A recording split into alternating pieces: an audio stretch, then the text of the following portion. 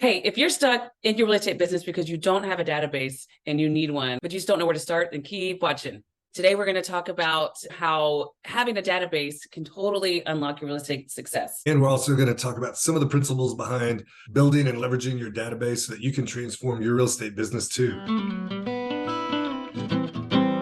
Hi, this is Real Estate with Alyse and Jay. And that's Jay, and I'm Alyse. If you have any questions, please feel free to reach out to us. Our information is in the description. All right, so today we're just going to start with a quick story of when we built our database, and just to kind of let you know the difference that made in our business. It was really like night and day. But what we had to do is sit down on a computer for hours and hours a night. It took us about 2 or 3 weeks to really get it done.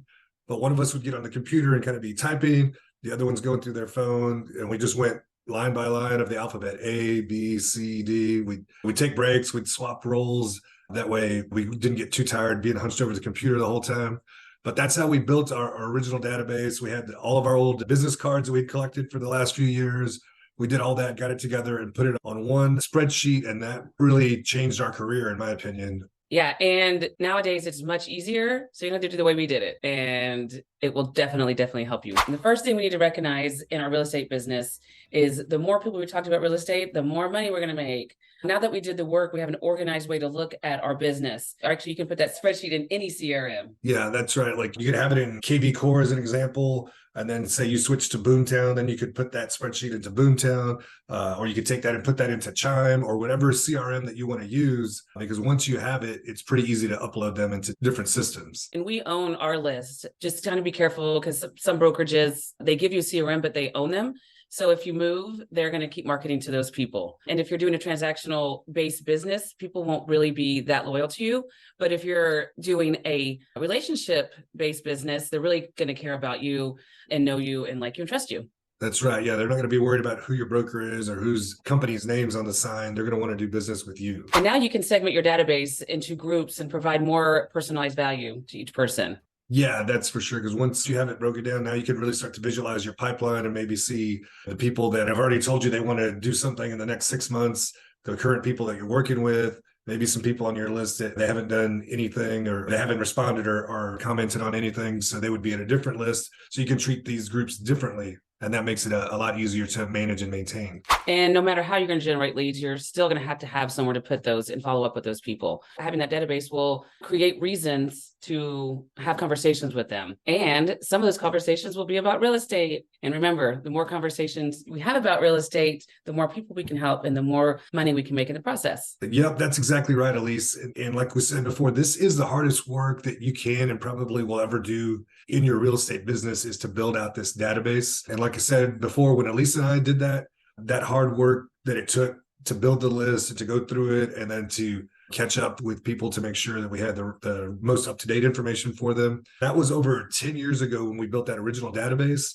and it's still in use. And of course, we need to keep up with it and make sure that it's updated and stuff like that. But that's another great bonus of doing this, is the amount of time, energy, and effort that it takes to maintain it is only 20, 30 minutes a week, while to build it can take a long time, and it's just arduous. But I can't imagine who wouldn't want to trade a lot of the upfront work like that if it meant making more money while working less time year after year, right? Do it once, or like that old commercial, set it and forget it, right? Yep.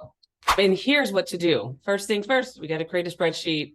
Just create it wherever you want, Google Sheet, whatever. Yeah, that's right. And you only need 5 bits of information, because a lot of CRMs, they got a ton of features, right? And so you can classify or hashtag people by who's got a birthday in April, what are their pets' names, what are their kids' names, are they a veteran, what branch of the military were they in? So you can do all these types of things, but all that stuff makes the database more and more complicated. And the CRM, typically it's harder and harder to learn how to use when you do it that way. And we just wanted to keep something simple and easy that we know could be impactful. So that's why we did it this way. And again, you just need 5 bits of information: their name, phone number, email, their physical address, and their birthday. And if all you have right now is their phone, then that's great, because you can get their email address and the other stuff over time. But for sure, we need name, phone number, and email to start off with. So now going on to the next step, once you have that list, you'll see that you'll actually end up with like 300 to 1,000 people on that list. And just a quick side note that if you have less than 100 people, we need to talk about this, and we will talk about this near the end of the video, kind of what to do there. But for everyone else, at this point, you're going to go through that list and you're going to rank them, right? So you're going to have your A group. The A group is people that are past clients or people that have referred you in the past. And again, just a quick note on that is only judge the referral, not the outcome of that referral. So like if somebody sent you a rental or somebody sent you a friend from work that never answered the phone when you called, don't worry about that. You just want to reward them for the act of actually sending you a referral. Don't worry about the outcome of that referral. All right. So more of the A group are people that you feel like they would do business with you or refer you. They just haven't done it yet. Or if they're like a friend or family member that you'd like to keep in touch with, and that's whether you ever do business with them or not. I kind of like to use that example as my grandma. I mean, she's no longer with us, but if she were, she would be on that list, even though I knew she was never going to move and she was probably never going to send me anybody to do business with. But it's just fun to stay in touch with her, and I'm sure she would have loved it. The B group, this is people that you kind of know and you think that they might work with you or refer you sometime in the future, but you just really don't know them all that well, right? So these are like your sister's boyfriend's college roommate. You met him one time and everything was fine. You had a good time and you think, yeah, he might refer me, but you don't know for sure because you haven't really started marketing to him yet, right? So that could be like one type. Another example might be somebody that you knew from a previous job, but you really only had like a work relationship, right? You got along fine at work, but you didn't really hang out afterwards. So you weren't like friends, right? Between that A and B group, you should have at least 100 people, right? But we also have a C group. And this is basically everyone else that you know that you have at least their name and their email, right? And they may or may not recognize you or know your name right off the bat, but we like to do it this way. This group you're going to start marketing to, we'll just use email because it's really inexpensive and you can reach a bunch of people with it. But in those emails, they'll be able to opt out, right? So you'll be able to see who wants to work with you and who doesn't.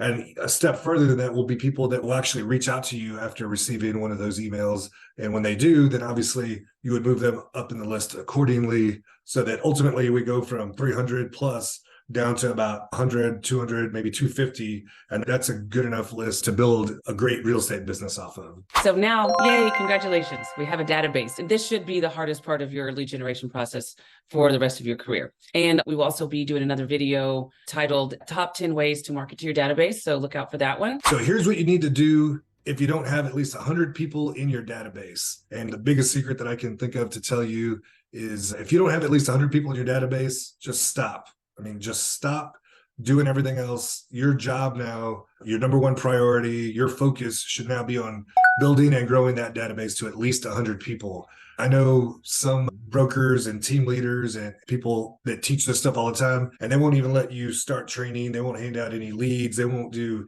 anything for you until you show up with that list of 100. And I have heard from time to time, what if I have a client that I'm working with now? I want to focus on them. I'm not building this list. And I can tell you that as soon as that one or two clients is done with their transaction, that money's going to be gone. That transaction's going to be gone in a month or two, and you'll need another client right away, right? And if you build a database out, those clients that you're working with right now might even give you your next clients. So that's how important it is. And for us, it was a handful of years in the business before we actually sat down and built it out.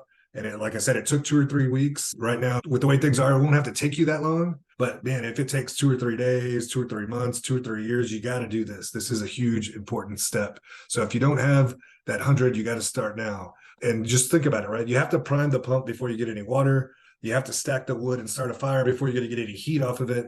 And you have to have gas in the car before it's going to take you where you want to go. Right. And the database is the fuel to your real estate business. Very much so. And if we can do it, I promise you can. Jay and I sat there for weeks and wanted to go out and play during the Christmas holiday, but he said, no, let's sit down and do this. So we did, and it has paid off tremendously for us. So do it. And I know it's going to be easier for you than it was for us. And also, if you want a template, just let us know. We can send you ours. Like she said, we'll send you the template of the spreadsheet so that you can get started. All you got to do is make a copy and rename it, and it's yours. And we'd love to help you with that. So again, if you want to contact us, please feel free to reach out to us. Our information, again, is in the description. Thanks for watching. And as we like to say, keep Austin weird. Keep San Antonio cool.